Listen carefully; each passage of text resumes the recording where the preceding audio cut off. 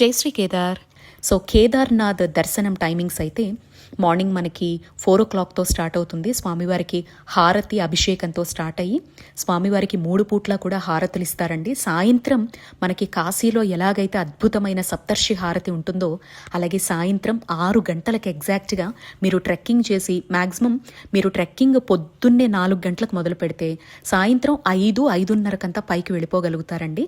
6 గంటలకంతా temple ప్రమిసెస్లోకి వెళ్ళిపోతూ ఉంటే everyday ఖచ్చితంగా చిరుజల్లులైతే సాయంత్రం పడటం అది కన్ఫర్మ్గా పడుతుందండి.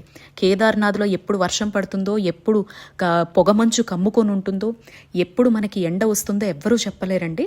సో డిఫరెంట్ క్లైమేటిక్ సిచ్యువేషన్స్ ఉంటాయి. అదంతా పక్కన పెడితే సాయంత్రం 6 గంటలకి గంగా హారతి అంటారు.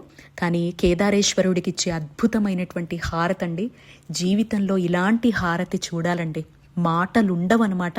మనకి కేదార్నాథ్కి సంబంధించి ప్రధాన అర్చకులు ఎవరైతే ఉంటారో ఆయన ఒక రాజులాగా తయారయ్యి చక్కగా వచ్చి ఆ మంత్రోచ్చరణతో స్వామివారికి మనస్ఫూర్తిగా లీనమైపోతూ ఇచ్చేటువంటి ఆ హారతి ఉంటుందండి. 2 కళ్ళు సరిపోవు, చాలు స్వామి, ఇంత తపన పడి ఆరోగ్యం బాగోకపోయినా, లేకపోతే మేము ఈ క్లైమాటిక్ సిచ్యువేషన్స్ తట్టుకోలేకపోయినా, లేదా ఎన్నో ఏళ్లుగా కేదారనాథ నిన్ను చూడాలి అనేటువంటి తపనతోనే బ్రతుకుతున్నాను స్వామి అనుకునే వాళ్ళకి సాయంత్రం 6 నుంచి 7 గంటల సేపు, గంట సేపు ఇచ్చేటువంటి ఆ హారతి కళ్ళకు పండగ, మనసుకి ఆధ్యాత్మిక ఆనందం అన్నమాట.